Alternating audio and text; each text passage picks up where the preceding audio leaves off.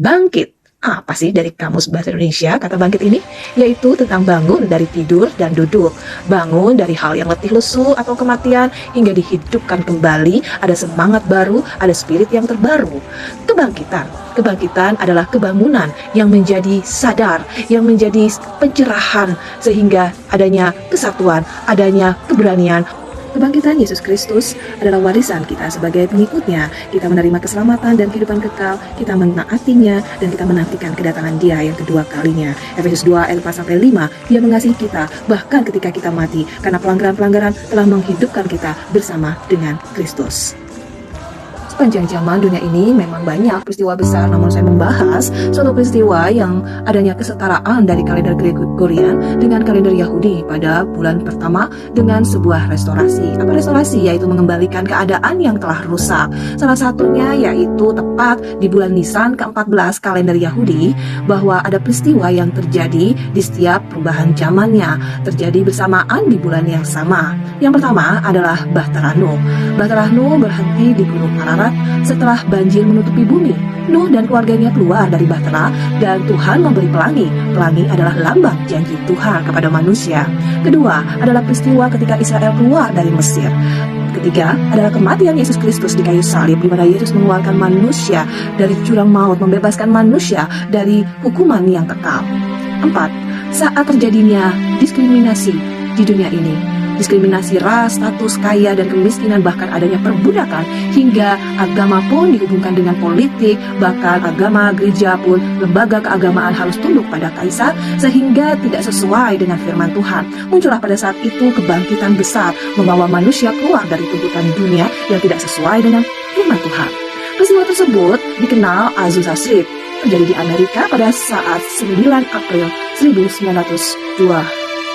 Semuanya menyangkut hal keluar, yaitu keluar dari hal yang chaos akan dunia ini, di mana Tuhanlah yang membuatnya, Tuhanlah yang mengatur isi dunia ini. Tuhan itu sangat luar biasa. William J. Seymour, pendeta kulit hitam yang ditolak oleh gereja kulit putih, akhirnya mengikuti ibadah kecil di suatu rumah yang kecil, yang sampai sekarang rumah itu masih terawat, yang disebut Bonnie Brae House. Tuhan menunjukkan kuasanya pada saat itu, adanya terjadi mujizat dan baptisan roh dalam suatu perkumpulan yang kecil di rumah yang kecil. Tetapi jumlah jiwa semakin hari semakin banyak hingga tidak dapat menampung rumah kecil itu, hingga disepakati untuk pindah area yang lebih luas dengan alamat 312 Azusa Street. Sampai sekarang peristiwa sejarah tersebut telah terukir dan tertulis di jalan-jalan tersebut. Saat itu William Seymour bernubuat bahwa 100 tahun kemudian di masa yang akan datang akan ada pencurahan Roh Kudus yang dahsyat, yang double portion, lebih dahsyat dibandingkan yang terjadi di sebelumnya. Hal ini akan memunculkan suatu generasi yang akan membawa penuaian jiwa yang besar. Tahun 2023 ini, peristiwa Azusa Street telah memasuki usia 117 tahun. Sudah lewat 100 tahun. Dengan demikian, Tuhan menunjukkannya, Tuhan melakukannya, bahwa ada kebangkitan kebangunan rohani yang bukan dari kekuatan manusia, yang bukan dari rencana manusia, tetapi semuanya hanya berasal dari Tuhan. Kisah Para Rasul 2 ayat 17 akan terjadi pada hari-hari terakhir. Demikianlah firman Allah, bahwa aku akan mencurahkan rohku ke atas semua manusia, maka anak-anakmu laki-laki dan perempuan akan bernubuat, dan teruna-terunamu akan mendapat penglihatan-penglihatan, dan orang-orangmu yang tua akan mendapat mimpi.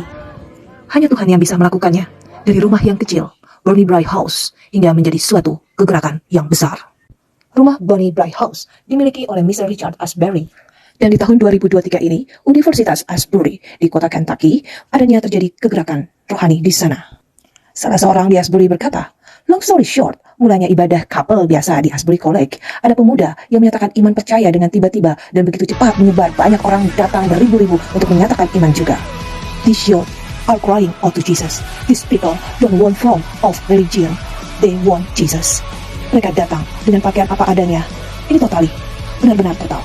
Tidak ada pemuka agama di sana, tidak ada pengkhotbah yang terkenal di sana, tidak ada pemusik yang terkenal atau artis terkenal di sana. Semuanya dengan sangat tiba-tiba.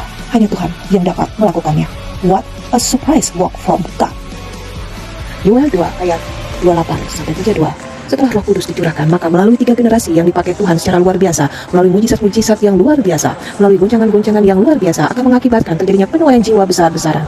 Jadi hari-hari ini kita sedang memasuki masa penuaian jiwa yang terbesar dan terakhir sebelum kedatangan Tuhan Yesus Kristus. April tanggal 14 sampai 15 2023 telah diadakan pembukaan di Aziz Menara Doa Bangsa-Bangsa.